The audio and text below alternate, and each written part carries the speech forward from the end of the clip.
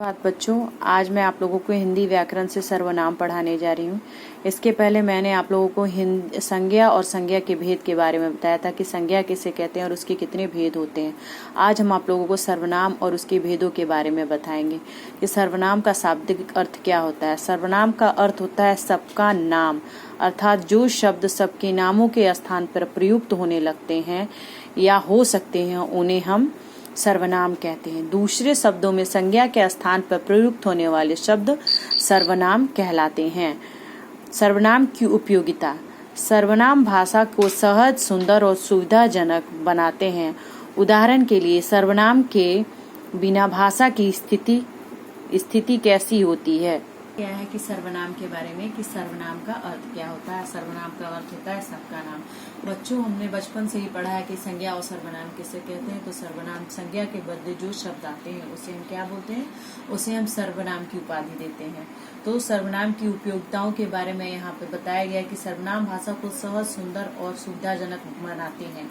उदाहरण के लिए सर्वनाम के बिना भाषा की स्थिति कैसी होती है, यहाँ पे ये बताया गया है। मोहिनी स्कूल गई, स्कूल से आते ही मोहिनी की सखी के साथ घर जाएगी। फिर मोहिनी का और सखी का काम करेगी। फिर मोहिनी और सखी खेलेंगी, तब मोहिनी घर लौटेगी। इस स्थान पे अगर ये सारे शब्द होते हैं जो संज्ञा का यहाँ पे प्रयोग किया गया है, तो इसमें बताया गया कि संज्ञा के बदले जो शब्द आते हैं उसे सर्वनाम कहते हैं। तो संज्ञा के बदले यहाँ पे जितने बार मोहिनी शब्द का प्रयोग किया गया, उसमें अगर यह वह का प्रयोग किया जाए तो इसमें हम यह सर्वनाम जो होता है, यह इसकी स्थिति बहुत ही अच्छी होगी। सर्वनाम के बिना भाषा की स्थिति बहुत ही खराब हो जाती है। यह वाक्य कितना अटपटा और अनगढ़ सा महसूस हो रहा है। अब हम देखेंगे कि सर्वनाम के निम्नलिखित 6 भेद होते हैं। पहला है पुरुषवाचक सर्वनाम, निश्चयवाचक सर्वनाम, अनिश्चयवाचक सर्वनाम, प्रश्नवाचक सर्वनाम, संबंधवाचक सर्वनाम और निजवाचक सर्वनाम। ये सर्वनाम के 6 भेद होते हैं। आइए अब हम जानते हैं कि सर्वनाम के भेदों के बारे में। पहला है पुरुषवाचक सर्वनाम।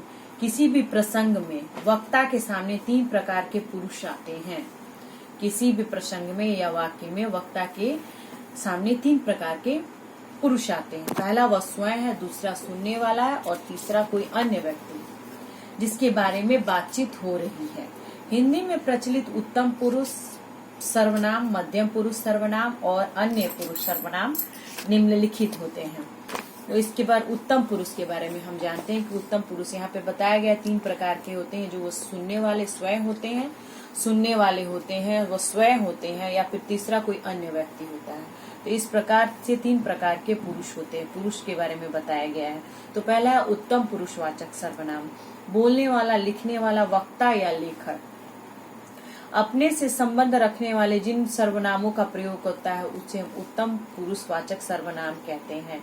सर्वनाम को प्रयोग करते हैं जैसे उसमें लिखा गया है उत्तम। जैसे बोलने वाला और लिखने वाले के बारे में हम क्या क्या प्रयोग करते हैं, मेरा, मैं, हम, हमारा, मुझको, हमको, मैंने, हमने, मुझे, हमें। इस तरह से हम लिखने वाले और बोलने वाले के बारे में प्रयुक्त करते हैं। दूसरा मध्यम पुरुष। वक्ता या लेखक सुनने वाले अथवा पढ़ने वाले के लिए जिन सर्वनामों का प्रयोग होता है उन्हें हम मध्यम पुरुष सर्वनाम कहते हैं। जैसे तू, तुम, मेरा, तुम्हारा, तुमको, तुझको, तुझे, तुम्हें, अपने आप को आदि। और तीसरा हुआ अन्य पुरुष सर्वनाम।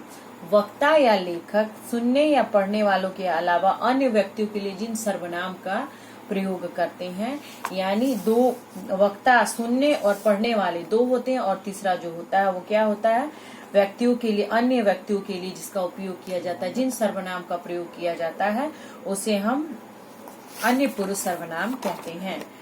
जैसे वे, उसे, उन्हें आदि।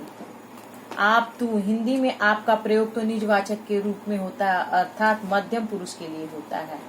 बच्चों, आज मैं आप लोगों का वीडियो यहीं समाप्त कर रही हूँ और ये अध्याय मैं यहीं पे समाप्त कर रही हूँ।